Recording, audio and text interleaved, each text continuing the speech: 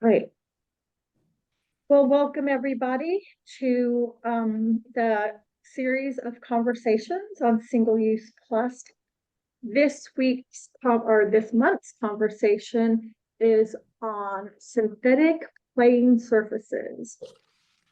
And we will be talking about and answering all kinds of questions, including the question, A sister why has does lost her the brother who CDC was trying to recommend that we biggest our children to these playing surfaces, that we go and right away wash our hands, wash our bodies, wash our clothes, and they even go further than that to tell you that you should turn your clothes inside out, put down a towel on your car where your shoes go, so that you don't track any contamination into your car and then leave your shoes outside.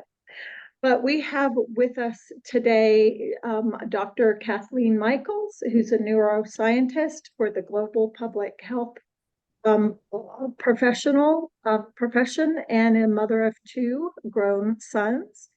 And she resides in Silver Springs, Maryland, but she grew up in New York State.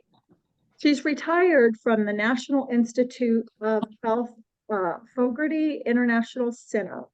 And she advocates for the protection and restoration of natural ecosystems and for safe, healthy, non-toxic environment for all and green infrastructure, integrating nature into the built environment.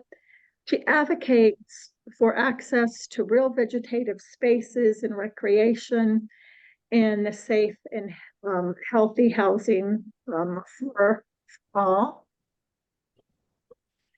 She definitely addresses greenwashing and several other things, and is one of the co-founders of Safe and Healthy Playing Fields. So Kathleen is going to start off trying to get us on the same page with a PowerPoint. You can start putting your questions in the chat, and we will welcome any questions, comments, concerns you have regarding synthetic playing surfaces. And we want this to be a real conversation to help get an understanding of why synthetic playing surfaces are a very big issue for the health and well-being of our children and our environment. So Kathleen, you can take it away and share the screen.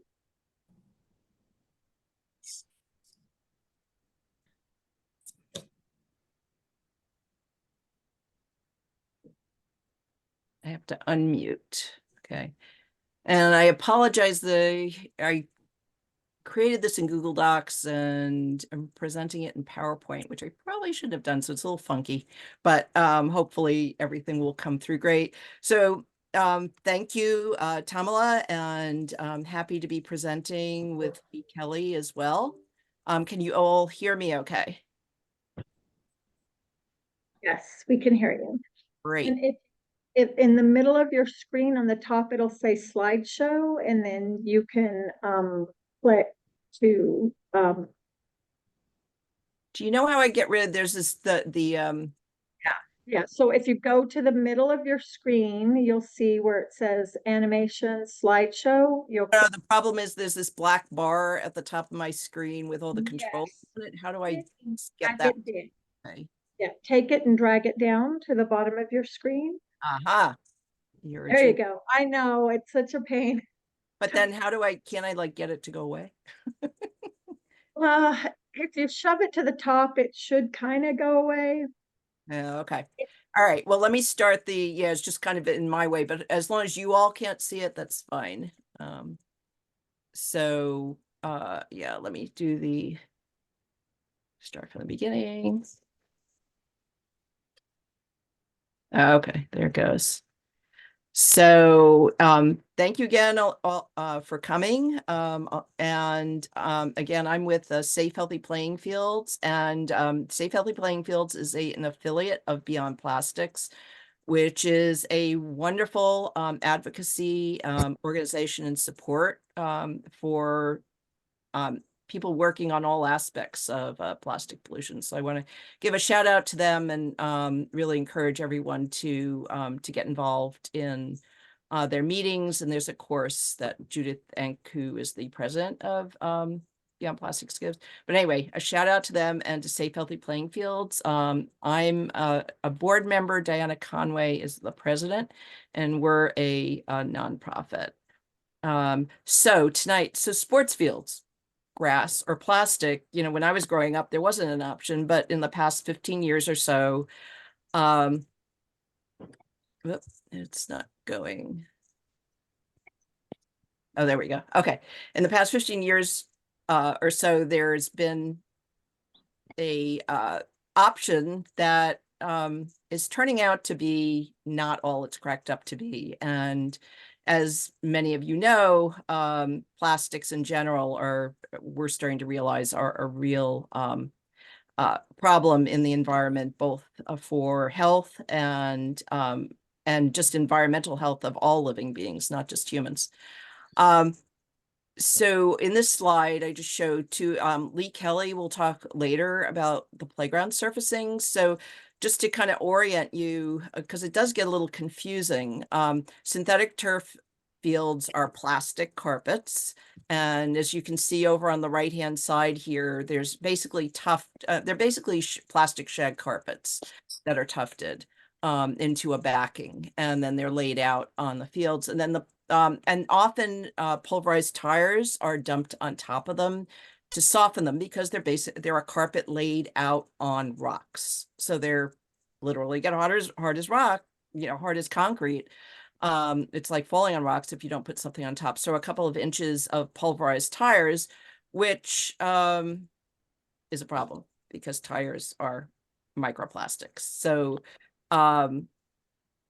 tires are plastics, and they release microplastics that are full of all of the chemicals and heavy metals and volatile organics that are put in tires to make them roll well on the road and to last, but they're not meant for life. In fact, almost everything in tires is bad for life. And so I won't say too much about the playgrounds because, but those are rubber. So the synthetic turf fields don't have to have the rubber on them. There are alternative infills that I'll mention later, but the playgrounds are now being surfaced with tire waste, and which may have sounded good at the time. I know originally I thought, oh, great, rubber, right? It's bouncy. Well, not so fast. So let's go back to the synthetic turf fields. So you're promised this green, well-playing, long-lasting, low-maintenance field. Well, so the top picture here is kind of, a new field, all bright and green, and it doesn't show you how hot it gets, and it doesn't show you the other problems.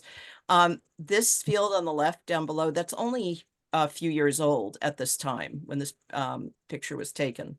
And you can see all that green stuff, that's not grass, that's all the plastic breaking down, and all the black is the tire crumb. And in this middle one, you can see the tire crumb washing off, and as the balls bounce, you can see the tire crumb going up. A lot of you've probably seen that at NFL games on TV. But just think in terms of whenever a child or an athlete steps on a field, runs around on a field, they are surrounded by a cloud, essentially, an invisible, partly visible like here, but mostly invisible cloud of particulates. And you want those particulates to be natural and not synthetic.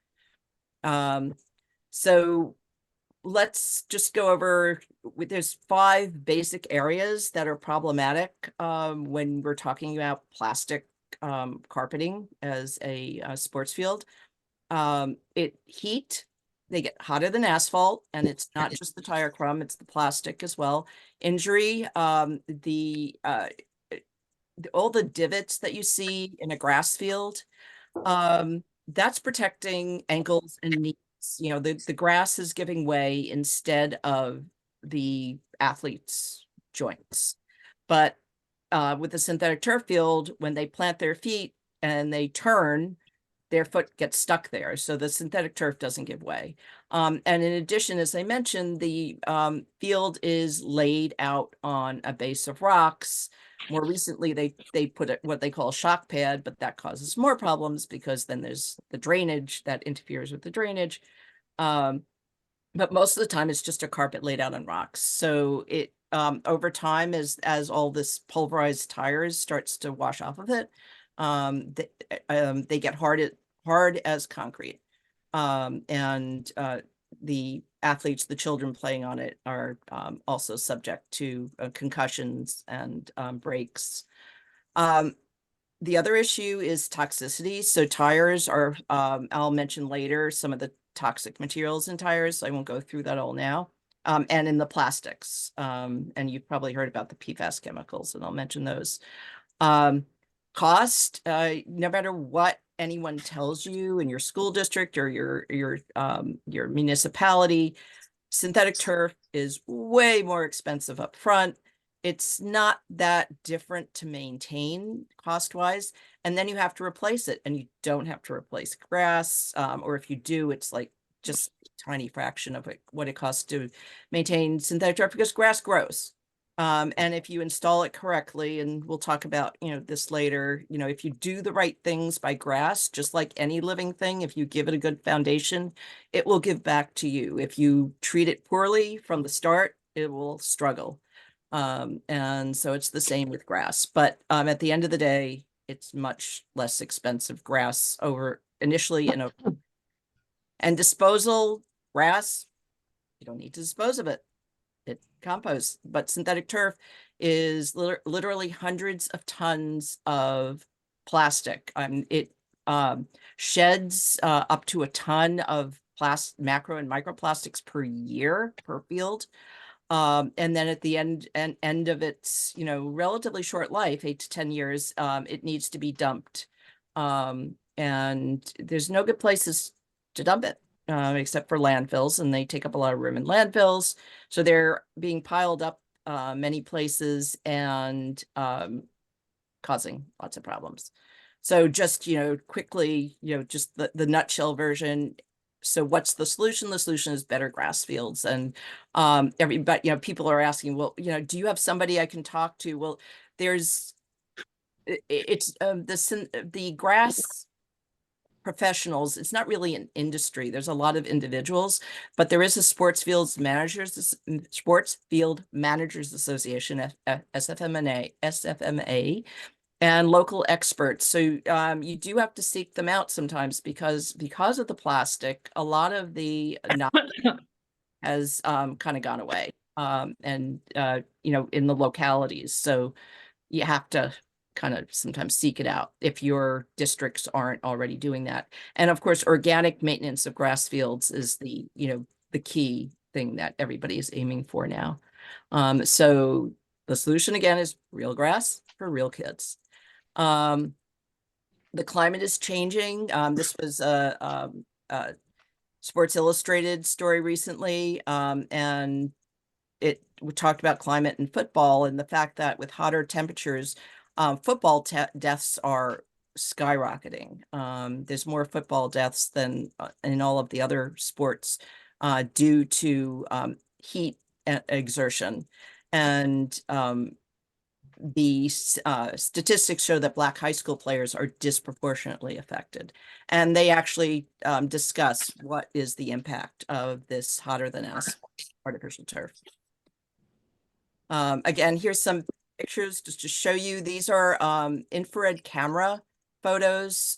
So the hotter a surface is, the brighter red it'll be. So it goes from blue is the coolest, red is the hottest. So on the top left here, you see a grass field, which is a nice cool blue. And on the right, a synthetic turf field, which is, bright red. And the bottom, you kind of get you see some of the rooftops, and you could see that the synthetic turf field is as hot as the rooftops. And So grass is always going to be about the same as air temperature, you know, give or take, depending on the humidity conditions. But synthetic turf is always going to be hotter, not just than grass, but hotter than asphalt. I mean, you can see the asphalt on the roads. It's hotter in this uh, infrared camera aerial photo. It's even hotter than the roadways. So you know why your kid's playing on that. So synthetic turf, this is another way of taking, so you all can do this. You can get these handheld infrared, we call them guns, but they're very cheap. And even the cheapest ones seem to work just as well as the more expensive ones. So here on the left, you have a rubber playground. So this is a hot day. It's about, I guess, it was 100 degrees. So it's a hot day. So grass is about the same on the right-hand side as the air temperature. Asphalt, really hot this day. Now, sometimes the asphalt is not quite up as hot as the rubber and the plastic. So the plastic synthetic turf is up at, a little hotter than asphalt, and the rubber playgrounds are even hotter than that. So these are two ways of doing heat. So now we're going to go to, I mentioned earlier, the injuries, and this is getting a lot of play in the National Football League because a lot of the players are sustaining anterior cruciate ligament tears in their, and you don't want a highly paid player out for the season. So, and they of course don't want to be out. So it's causing problems. And the knees, the ankles, and NCAA. So it's not just the National Football League, but the NCAA, the college football athletes, also have much higher rates. And we experienced this at the University of Maryland. They put in a synthetic turf field, and they immediately lost their 3 best players to tears. And when they first install it, it's even softer, which seems nice, but it also means your foot grabs into it and doesn't move. So, and then it gets harder later, and then you hit your head on it. So, you can't win. So hard surfaces always generate more injuries, and plastic fields, especially over the years, the tire crumb goes away, and it gets compacted, and basically you have a rug on rocks that they're falling on. And so there's a number of studies on this. I won't go through them, but one really important thing to remember, because they say, oh, these are low or no maintenance. That's not true. It's like, if you don't do the maintenance on them, that's when you have the real safety problems, because I'll show you later, the tire crumb that's supposed to be protecting them just leaves the field, or whatever the infill is. There's even the alternative infills. So there's a lot of maintenance required. Also, to sanitize it. As you can imagine, anything that falls in that field basically stays on the field. It's not like grass and soil that break down sweat and blood and, bird droppings and, feces, all that stuff. It just stays there. So there's a lot of work actually to sanitize it, to redistribute the infill, and just to make sure it's safe. These are some of the injuries. So there's way more abrasion injuries, and this has been done since the beginning, and I'll go through quickly because these are kind of gross, but this is the kind of things that happen. And you can see the tire crumb, getting into these open wounds with the toxic load that tires have in them is, opens up the athlete to even more potential toxic risk. So what are the problems? The blades in the, with pollution and toxicity, the blades in the infill begin to migrate off site immediately upon installation. So a field can lose a ton or more of the plastic blades and the infill. The plastic debris goes everywhere, comes home with the kids and the athletes, contaminates the soil, water, and air. And then the most recent problem that we became aware of, and it's kind of like a Pandora's box, something new keeps cropping up, is that what made these huge synthetic turf, synthetic plastic carpets possible was the addition of the forever chemicals, the perfluorinated chemicals that enable the plastic blades not to stick to the extrusion machinery when they're making the carpets. So these PFAS chemicals can contaminate the air, soil, and water around, leach out, and of course the athletes who are playing on them. And so here's some of the toxics that are in the plastic turf. There's phthalates, so plasticizers, which are endocrine disruptors, antioxidants, which also have a variety of physiological effects and are carcinogens. Heavy metals in pigments like lead and cadmium, and as I mentioned, the PFAS chemicals. And these are, we don't know what else is in there because most of what they put in is proprietary. So they don't always tell you what they're putting in there. The tire crumb is like the worst of the worst. And so a lot of places are banning tire crumb without banning the plastic synthetic carpets. But they're full of carbon black, which is my particulate that you breathe in. Lead is often found in hot spots in tire crumb because it picks up the lead from the roadways. It's full of polycyclic aromatic hydrocarbons, which are highly carcinogenic.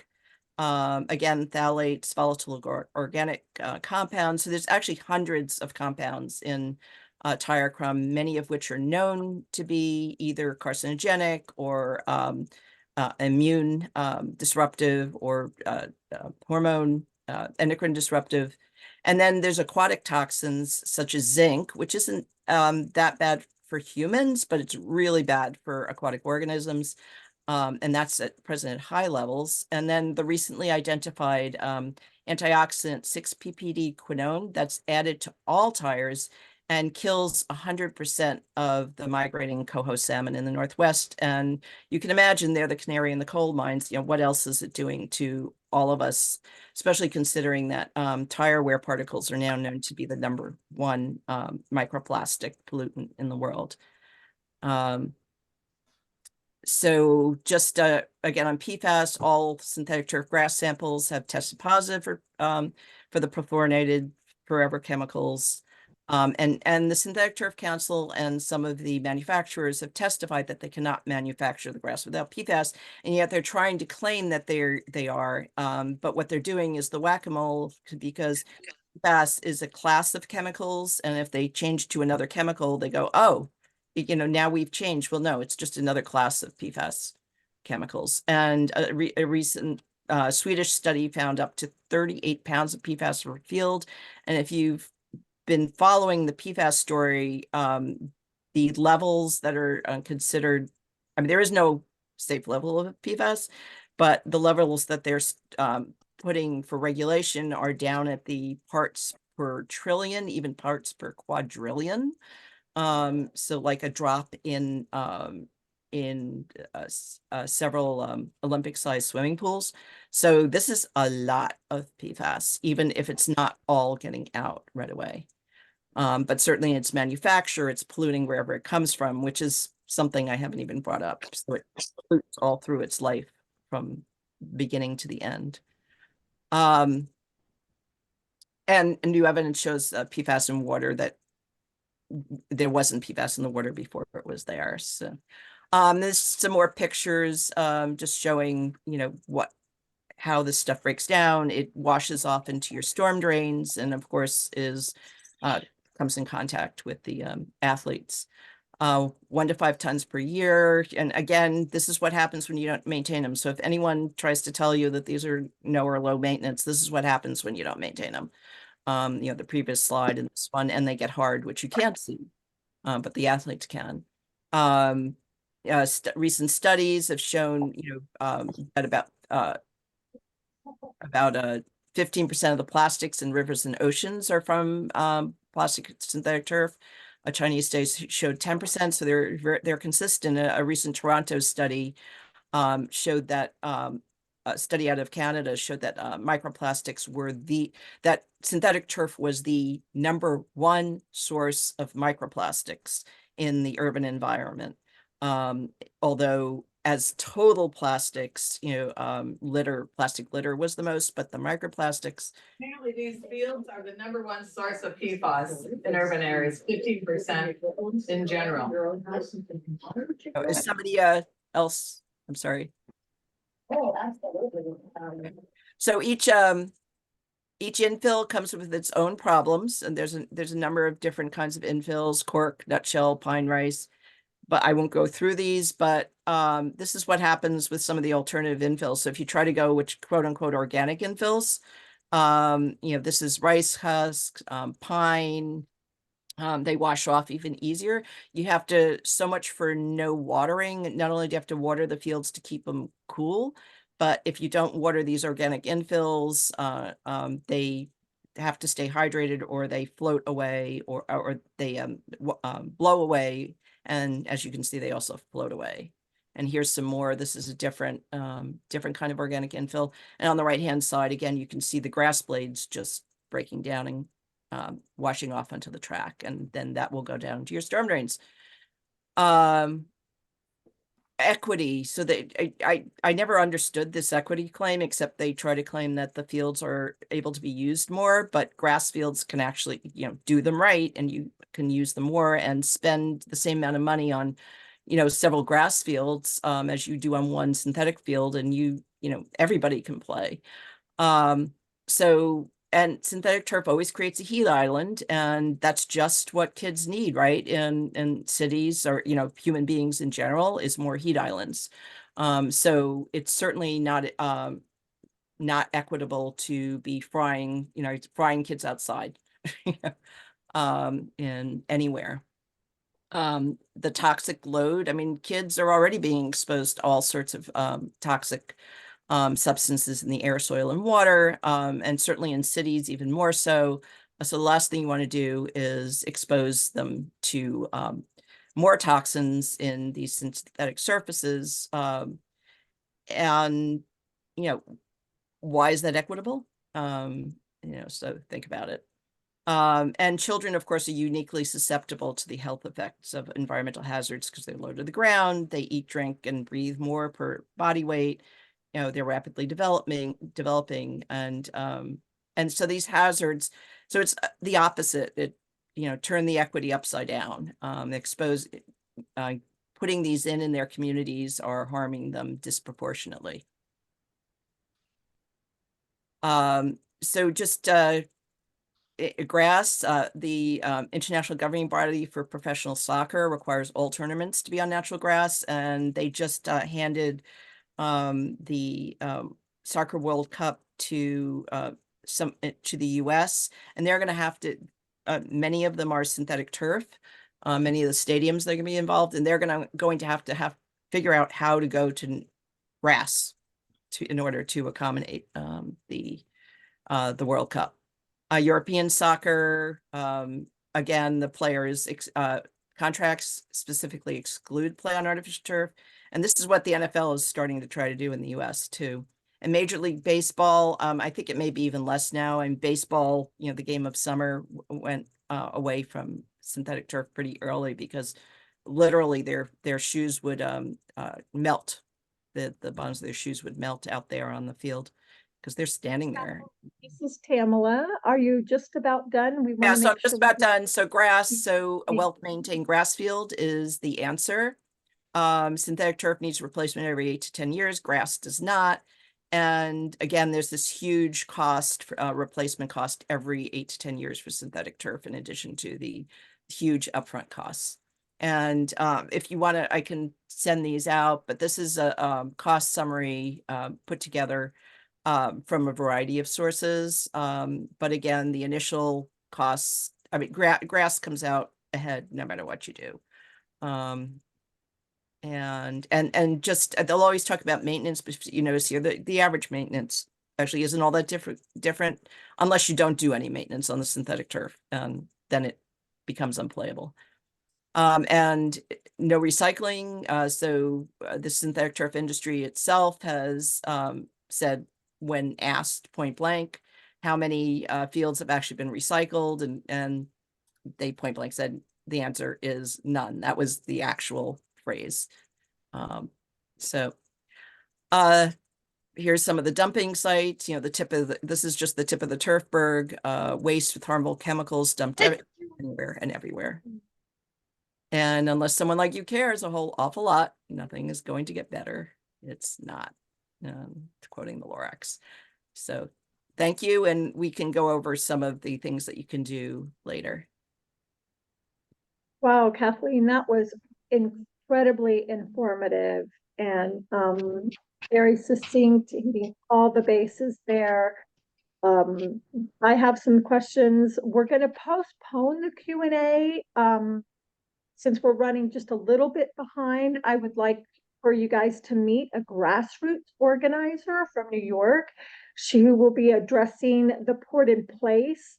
There's a lot of different type of synthetic playing surfaces. Artificial turf and the port in place are the most common, but there's tiles and tire crumb and several others. But we'll be welcoming you guys to also stay after for a little bit if you want to ask questions, and then if you can put your questions in the chat, and if we don't get around to them, we'll answer them offline and get them to you in the follow-up. And we'll also share out if the guests or experts are okay with it, the PowerPoint presentations or their presentations as well. But without further ado, I would like to introduce Lee Kelly. She is a mom and a freelance creative director who enjoys crossword puzzles, but has been dealing with the PIP or poured in place surfaces in her local community. And she also started an organization called CARE, where she restored photos for Sandy. So without further ado, I am going to say, take it away, Lee. All right, and I see myself on small screen here. I do come to this from the perspective of a concerned parent, not a neuroscientist, and that was an amazing presentation. Tough act to follow. So I'm going to share a screen. I will mention before I share my screen that Kingston is a small city of about 25,000. We're on the Hudson River, and we're about 2 hours away from New York City. And I came to this conversation because unfortunately my family was lead poisoned by negligent contractors who failed to follow EPA RP lead safe rules. And because of this, I became very educated about lead, hence also researched playground surfaces and realized if you're not working with a non-toxic surface, these rubber surfaces contain a lot of heavy metals. So when my husband texted me in July and said, "You're not going to believe this, our son's playground has a new pour in place rubber surface," I decided to make a big stink. And I can tell you more about my particular advocacy, but I do have a presentation prepared and I'm going to share my screen. I'm a Mac user, not a PC user, so I hope this shows up the way it does for me. I had some tech difficulties. Let's give this a shot. And I'm going to change. Hold on. Can everybody see this? I no longer see faces. Can you hear me? Yes. Okay, great. I'm going to change my presentation just so slightly because I'm sure there's some overlap here. But here you see a few of the playgrounds in Kingston. There are many. We have 12 middle school, elementary school, and preschool playgrounds, and a variety of city playgrounds. And our superintendent of schools and board of education have wanted to resurface them all. And mind you, all of these playgrounds previously featured non-toxic wood mulch. The playgrounds you see here are in various stages of completeness. And I'm going to jump ahead to the first page of my presentation because I'm very visual. And when I think of river playgrounds, I think of a dump. I think of the tires. And this is essentially what your child is playing on. I see a few scientists in the group, and it looks like Kathy covered some of the components. But obviously the most nefarious component of a pour in place playground is the SVR. Manufacturers like to greenwash They'll tell you this is a recycled product, it's good for the environment, it's good for the ecosystem, but that stands for styrene butadiene. And it is full of toxic chemicals. And the top layer of the EPDM is also a synthetic rubber. It's not completely innocuous, but eventually that surface will wear down, revealing the crumb rubber, which is what we're most concerned with. I geeked out over the weekend and I visited the EPA's website where they have 290 identified chemicals in crumb rubber. So these are all the fabulous molecular structures. That's a lot of chemicals. Kathy touched upon why these chemicals are not good for our children. They have VOCs, PFAS, endocrine disruptors, heavy metals, you name it. And some of you may be familiar, others not, with Yale's study where they identified 306 chemicals, 197 of which were computationally predicted to be carcinogenic. So not something that I want in my playgrounds. And personally, I don't need to do testing to determine this couldn't possibly be good for anyone, let alone children. So with that in mind, kids are not little adults, they're more susceptible. One of my favorite quotes came from a former EPA toxicologist. I'm going to zoom in. And she said, "This was a serious no-brainer. You take something with all kinds of hazardous materials and make it something kids play on. It seems like a dumb idea." Couldn't agree more. Here is the first playground at my son's elementary school. He's a first grader. There were chemicals left on the field for months, as you can see over in the corner. And unfortunately, the periphery was not installed well because the crumb rubber has been leaching out from the sides from day one. And I'll show you pictures of some of those crumb later. Let's see. And where this becomes problematic is as the playground surface degrades. They look colorful and cushy and spongy and fun to use at the onset, but they do age. Many of these manufacturers claim these playgrounds will last 10 years or more. That's going to depend on how much traffic the playground receives, and they also harden over time. And areas that receive the most traction, for instance, where kids swing their legs under the swing sets or down slides or below ladders, are going to have even more of that crumb rubber show through. And it's not just pieces of crumb, it's also the dust. And what you see in this visual here, and also especially over here outlined in pink, these are the pieces and chunks and shreds of crumb that have littered the playgrounds in Kingston since the day they were installed. We don't even have to wait for the playgrounds to degrade to expose our kids to these toxins. I find it really terrifying. The precautionary principle. This brings to mind a bevy of products some of us have used, others have not, that we all know now are completely detrimental to our health and should not be on the market or are no longer on the market. And for those of you who didn't know much about artificial turf before you visited today, this is my favorite ad for the original AstroTurf, manufactured by our friends at Monsanto. I purposely chose the visuals in this piece to show that kids are tactile. They put their hands on the surface.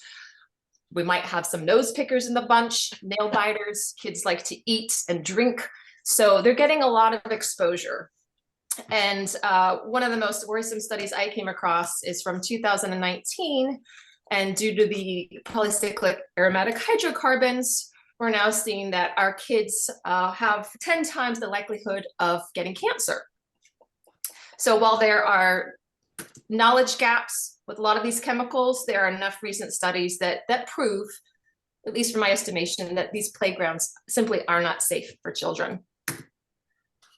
We've all heard about the 6-PPD by this point, the 6-PPD cube. I put some little tires here, hope you like that. And studies have been performed on mice and of course on aquatic life, but I also came across this January 2024 study that links exposure from e-waste, 6-PPD dust from e-waste in kindergartners. And whereas the flu and BMI and increased diarrhea might be as troublesome as death of a species, it still shows that these are not components that we want in the playground when safe alternatives exist. Again, this was another study from 2022 I thought was interesting because it tracked just how much accidental ingestion occurs at playgrounds, and it broke it down by age. And I was very surprised to learn that 6 to 11-year-olds? Yes, 6 to 11-year-olds and accidentally ingested just as much as the youngest children. I thought that was surprising. And you'll also notice that I chose visuals with lots of bare feet, because the powers that be in Kingston like to claim that kids don't go barefoot, that the majority of the time they'll have their shoes on. This to not be true. This playground in particular is also at George Washington, my son's school, and it's especially troublesome because it was, the surface was poured right up to the edges of doorways and windows. And this is where the youngest babies go to school for ages 2 to 5. And there are over 24 windows here. We do not have air conditioning in this building. So all of those beautiful, wonderful, stinky VOCs are going to be wafting through the windows. And this is going to get a lot of extra traction because parents, children, and teachers walk over this playground to get to other schoolrooms daily. And this is where my preschooler will be going to school next year. I also caught the vendor in action, and you'll notice the t-shirt here, safety surface, play safe surfacing. We all know that's a complete misnomer and not true whatsoever. I was also curious, I've seen a lot of literature on how many tires are used in artificial turf, but I hadn't come across many that specified how many tires are incorporated into each playground, and they number in the thousands. So the playgrounds here run from 1,600 tires to a total of 3,366 tires.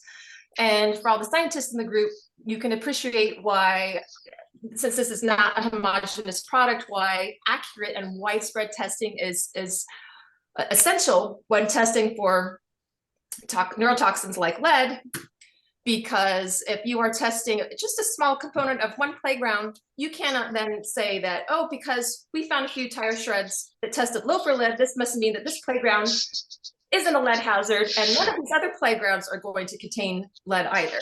That just makes no sense. Kingston also has a very, very big problem with lead.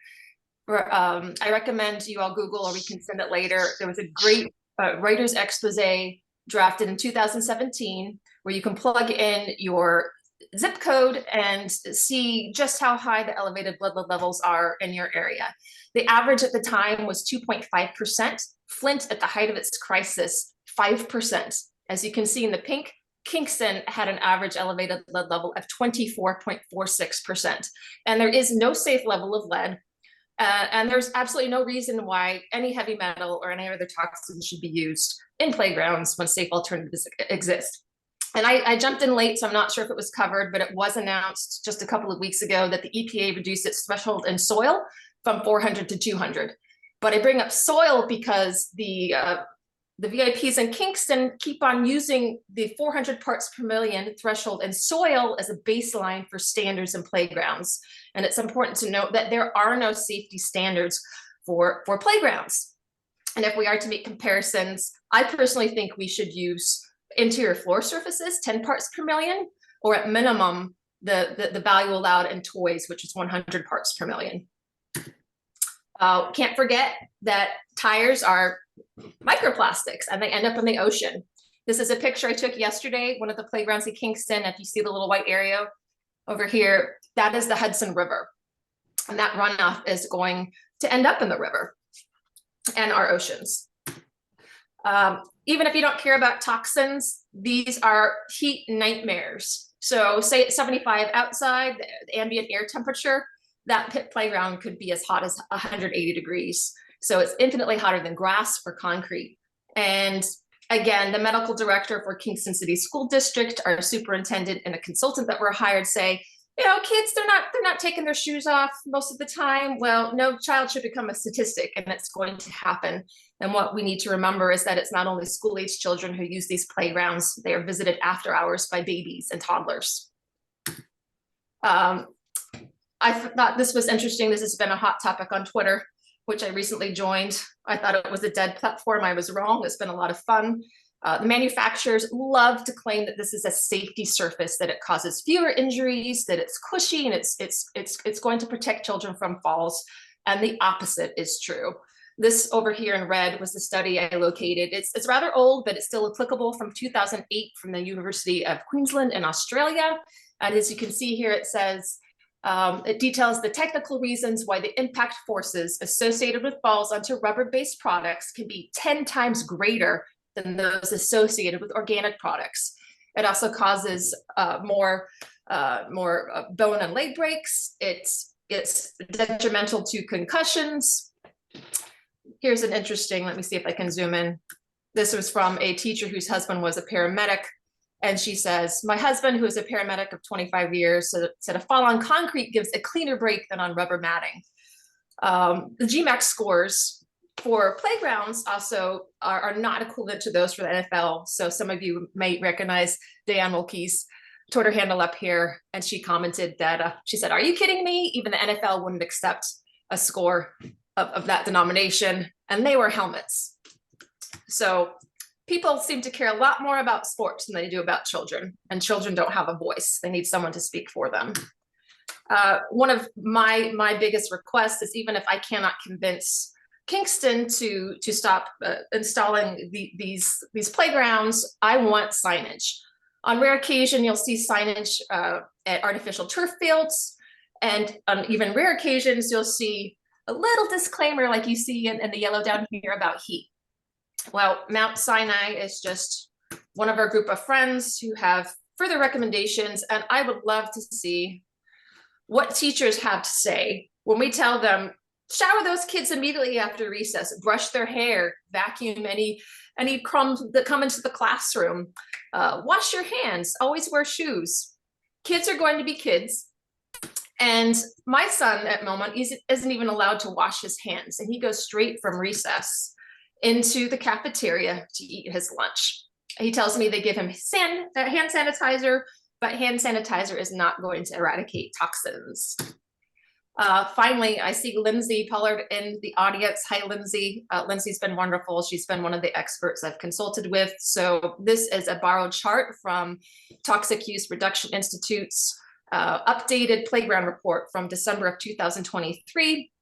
And I bring this up because it's really easy to point fingers at people and say, shame on you, but what we really need are solutions. And I've been told that the best solution is engineered wood fiber. You can see this is a beautiful engineered wood fiber playground over here. It's ADA compliant. And these playgrounds are infinitely cheaper. According to Turi, pit playgrounds cost as much as roughly $98,000. A significant increase from the last time they produced a report. So there's not even a financial reason to choose toxic playgrounds over natural alternatives. And I will leave you with this visual. Skip the fake stuff and go for the natural stuff. And that's that. Thank you so much, Lee. Your story and the information on these PIP surfaces is so critical. I just visited my newly installed in late September PIP surface, which is about 125 yards from a pristine trout stream, which the 6 QPPD does impact those trout too. But like you were saying, kids take off their shoes. I found a little bitty socks sitting there. One of the other things that I remember my community saying, the community leaders, was that there's a polyurethane coating that goes over that PIP surface that's going to lock away the toxins from the people who play on it. And already around the playground, it has been worn off and worn away. And there was PIP particles about 30 feet away from the field, and another 50 feet, there were big hunks of this surface. So yeah, it's rough. So one of the things that Kathleen and Lee and I are doing right now is we're in the middle of forming a sign-on letter that you can take to your communities, as well as other resources that you can take to them. I've developed Move Past Plastic has developed an infographic, but we have all kinds of infographics, and we'll have letters, we'll have these videos, so that you can go to your communities and do a couple of things. One, tell them if they already have poured in place or artificial turf fields or of the like, to not reinstall, and to put up these warning signs that we're compiling of what we want on there, and also to do maintenance, because if you don't do this maintenance, as in Kathleen's slides, you can see all kinds of things put on it, and it causes more contaminants and bacteria and all kinds of issues. So look for that, and to go to your communities. And if they haven't installed, then you really have a leg up, and you can give them this information so that you shut it down from the beginning. In my community, unfortunately, I found out about them installing an artificial turf field right when they had dug up the football field. And then right before they were going to pull the trigger on the poured in place, they hadn't purchased it yet, but they were due to purchase it. Like, I had contacted them on a Monday when I found out about it, and they were due to purchase it Friday.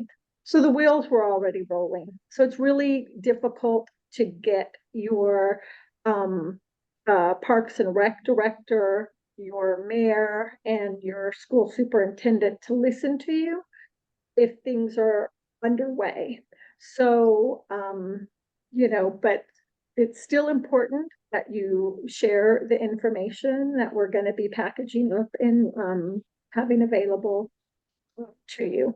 So let's open it up for questions here. And if you can, you are welcome to just raise your hand, and I'll call on you and come off mic. That would be fine.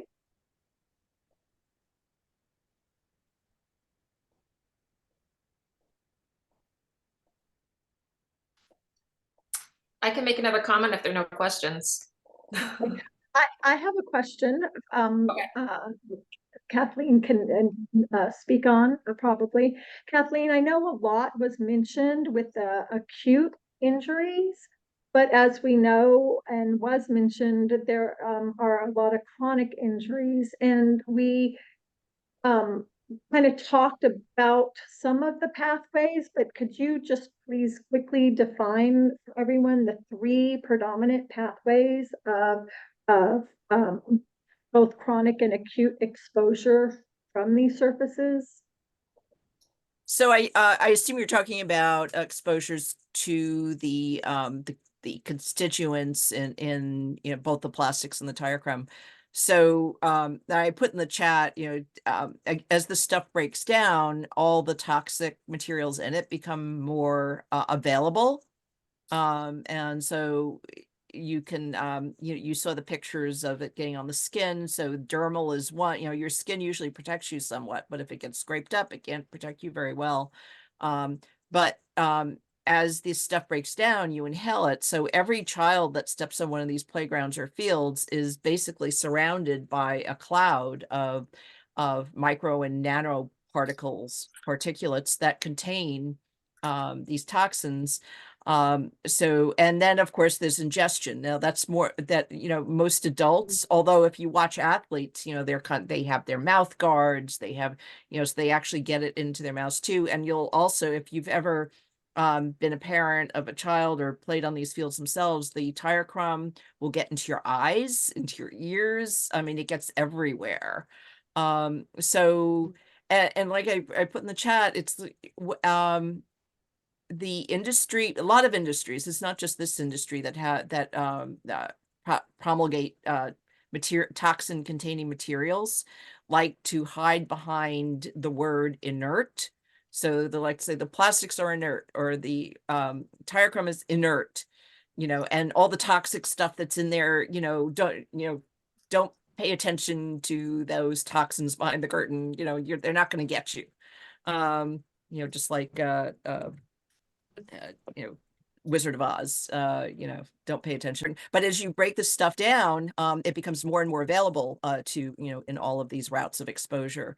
Just like coffee, if you grind up your coffee, you get a good cup of coffee. If you try to make coffee out of coffee beans, you know, not so much, although, you know, over time you get a little, so I guess that's what you, Yes, yes. So you basically, they've identified 5 dermal exposures, 4 respiratory, and then 3 and oral and ingestion. digestive. Yep, yep. And so some of these things too, that they can cause headaches, nausea, dermatitis, allergies, you know, lung issues, as well as, you know, exacerbating, you know, body mass index, causing problems with liver, central nervous system, and reproductive system, and cancers down the line. So go ahead with your comment, Lee. Oh, you must have been reading my mind. I was just thinking that the first time I visited one of the other playgrounds that belongs to our district, I was approached by some after-school YMCA directors who said, off the record, we just want to let you know a lot of our kids have had increased asthma, they've had headaches, they've had respiratory issues, and this was in October. So these playgrounds stink. You can smell it even in the winter. It's an issue. But the point I wanted to make was, I'm not sure if there are any viewers from New York State, and you might have covered this, Kathleen, I'm not sure, but there is a bill in New York State that was signed in 2022 by our governor banning artificial carpet. That is the plastic grass component of artificial turf. And that means that when these artificial turfs that get installed now or had already been installed wear out and have to be tossed in 8 to 10 years or so, by law, those municipalities aren't going to be allowed to put a new turf because all of the turf contains PFAS. But I've been very surprised at how few groups in New York know about this. I was recently approached by the East River, I think it's called East River Action Coalition, and they are trying to prevent the East River from being loaded with artificial turf. They're taking down the trees and they're putting in this synthetic toxic stuff. So please, please, please tell anyone that you know in New York State that we're the first United States to enact this law. California vetoed its law, and it's progress. So New Yorkers, hooray. Yeah, yeah. And we also we're trying to prevent field turf, another round of field turf in Kingston. So I managed to convince our Board of Education to put a temporary halt to the 3 remaining playgrounds. Our superintendent unfortunately did not wait for any kind of toxicology results, and he went ahead and poured a couple of the new playgrounds anyways. But we have the potential to save our middle school playgrounds and to hopefully prevent this turf from being put down at Dietz Stadium. So I also want to speak. I see there's someone in the audience who says they're approaching their school board. One person can make a difference. Don't be afraid to speak out.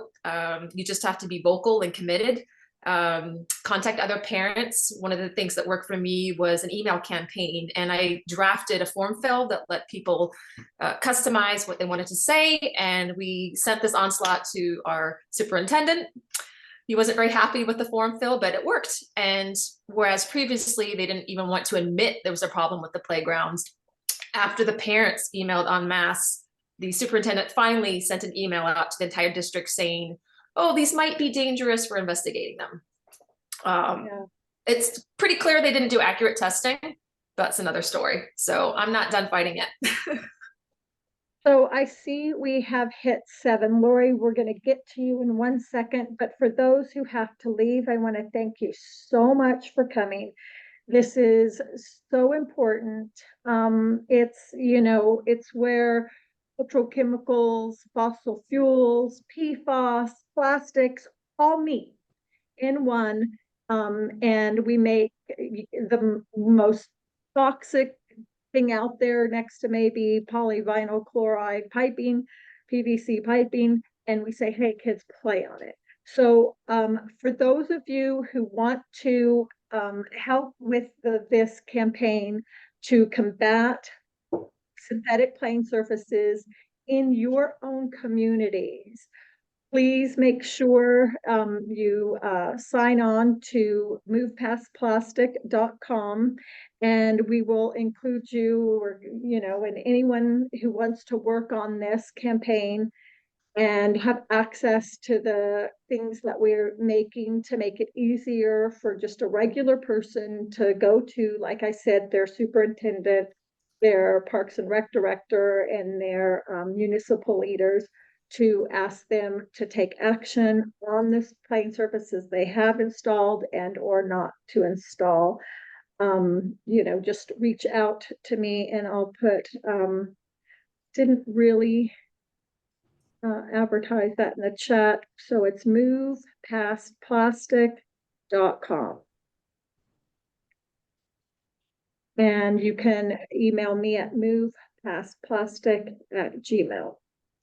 Pamela. So Lori, go ahead and ask your question. Pamela, thank you so much. You always put on just amazing conversations, and the two presenters have just been fabulous. I live in the South, in North Carolina, and I just shudder to think of what the heat of the summer does to the playing surfaces. My town, Pinehurst, has just installed one field and are planning to put in 2 more, I believe. So I'm really eager to hear what kinds of tactics we can use. However, this is a red area, and anything that we greenies talk about, we are always accused of being Debbie Downers, of talking about all the bad stuff. And most particularly, I think that the retort from my neighbors here regarding this would be, well, what do you expect us to do with the tires? We were coming up with something to do with the tires, to recycle tires. Isn't that what you wanted?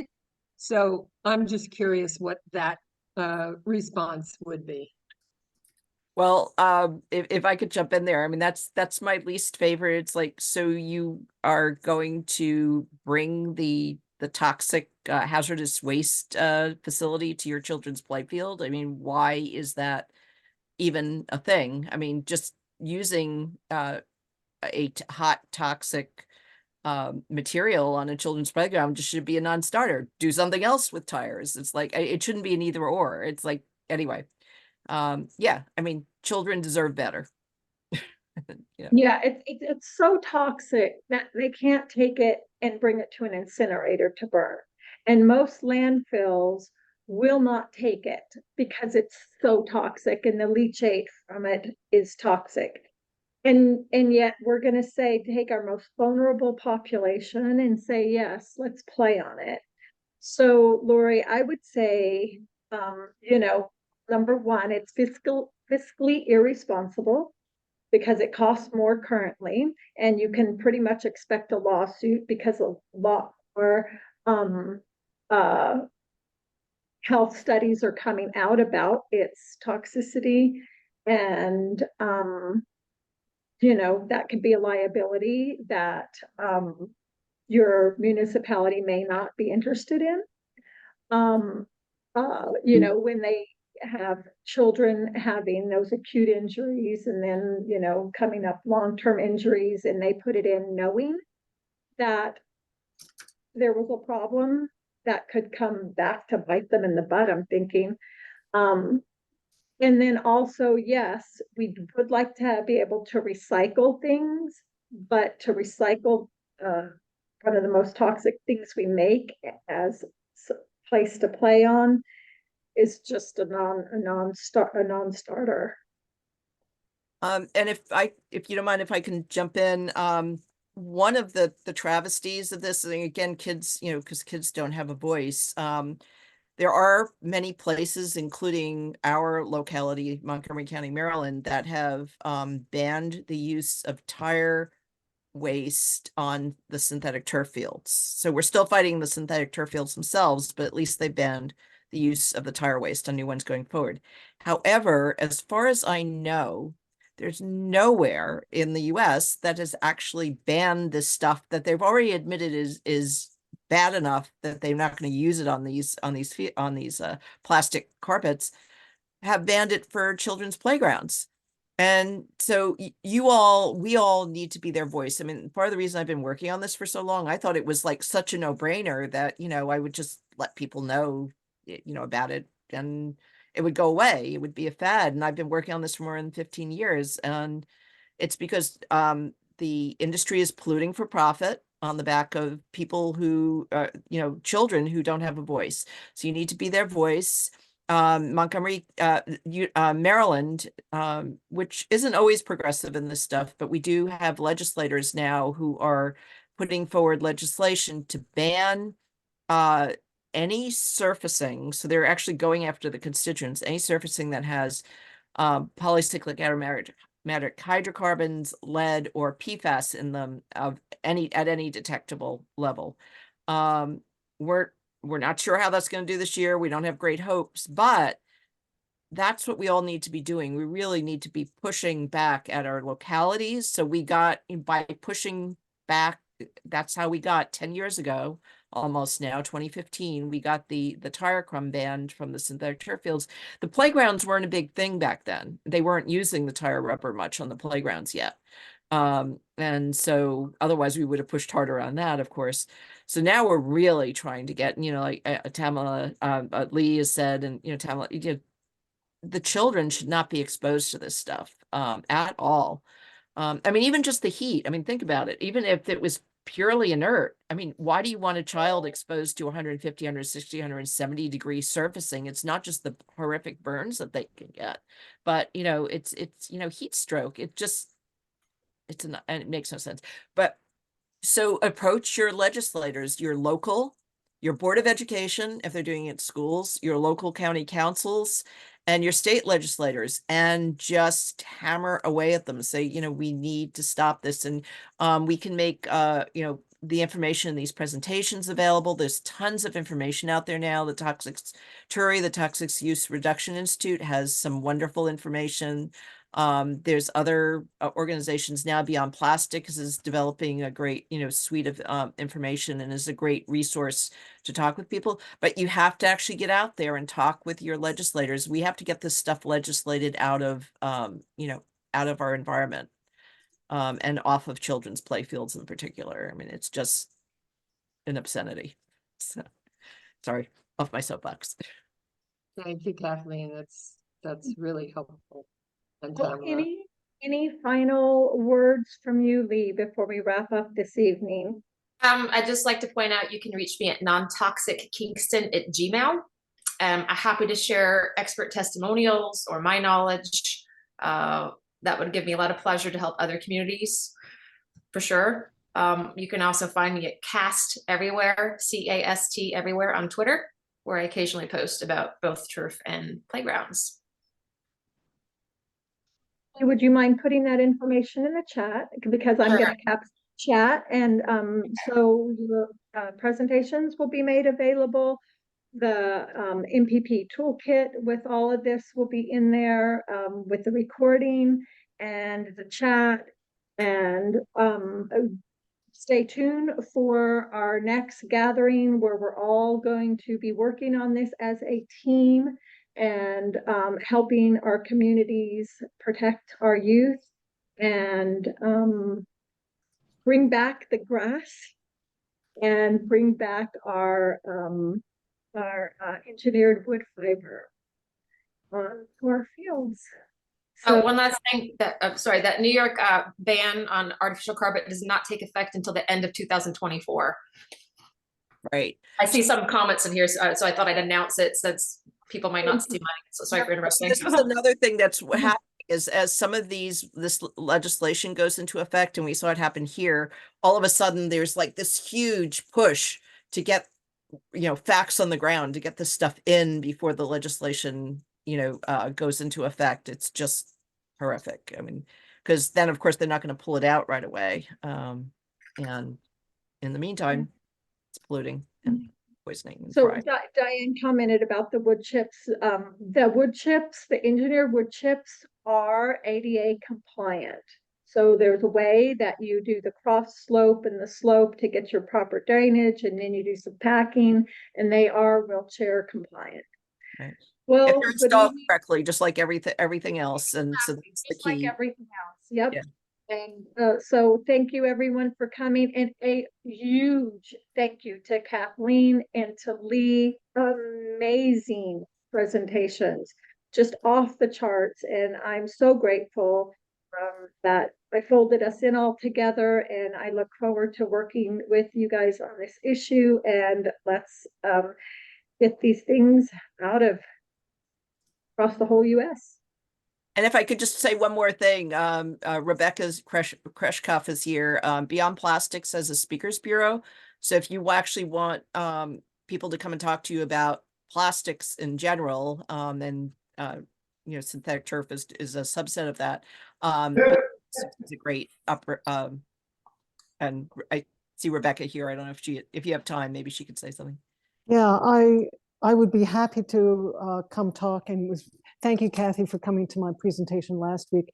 And I really want to incorporate material on synthetic turf into my presentation, because it's so devastating. It's god awful. Yep. So thank you for that. Take care, everybody. Have a good evening. Thank you. Thank you. Thank you so much.